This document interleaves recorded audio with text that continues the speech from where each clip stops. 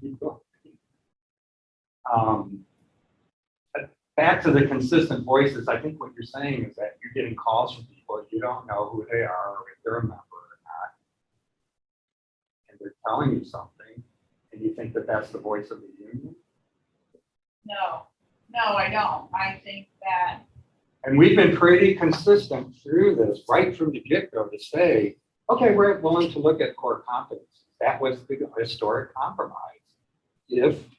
If we can move in a reasonable fashion, and we'll get back to reasonable fashion, because I'm really curious as to what you think is reasonable.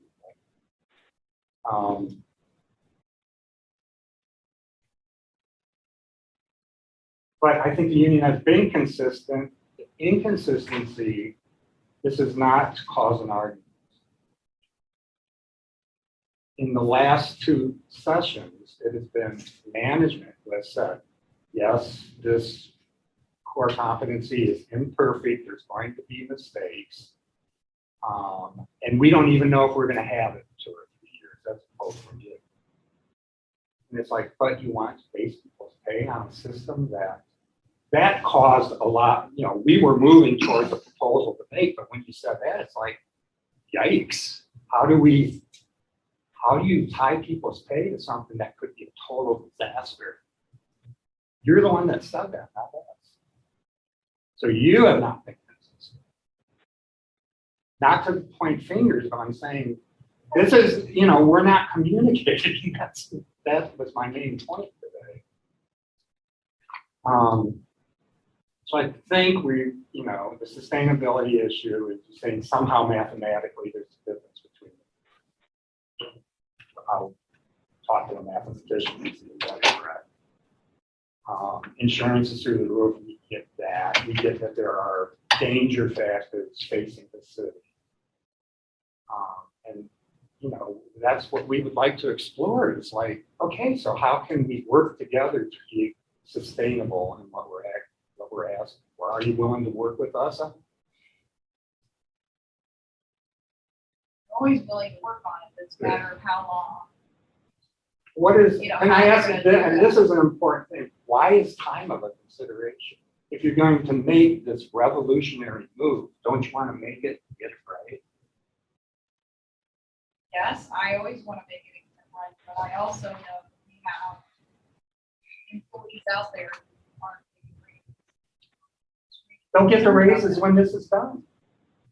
You have not come to the table and said you're not getting retro pay. That has never been mentioned.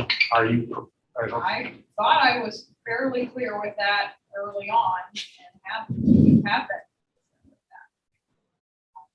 So that means that the money might not have been, the 3% might not have been budgeted, because if it was budgeted. In fact, we talked about that. So like, what would the savings be if we didn't? We did, and then you came back and said it doesn't matter. You can't get enough savings from it. Well, I just said that the savings wouldn't be, the savings from the people not getting their raises till now is when you multiply out years and years and years. So that was a concept that didn't work, yes. It's So just gonna take in terms of making up that money, take a really long time. So that was my point. Retroactivity. So we need to be out there explaining to people that the city is using coercive measures to try to get an agreement. You don't have to do that. You don't have to. You're making a choice to do that. We, generally speaking, should have plenty of time to try to get things worked out in time to not have. Can you remember in negotiations that was less than 10 sessions? Backlook. Yeah, I advise you. I think that we have been successful in getting all of our agreements, especially last several years, all of our agreements done before the fiscal year start. Yeah, but the first thing we actually sat down and talked about was, wow, this is a heavy thing. I don't know if we're going to be able to do it. You said that. And we weren't. Because it's such a gigantic move, is that we feel to be responsible to this city. We want to make it work.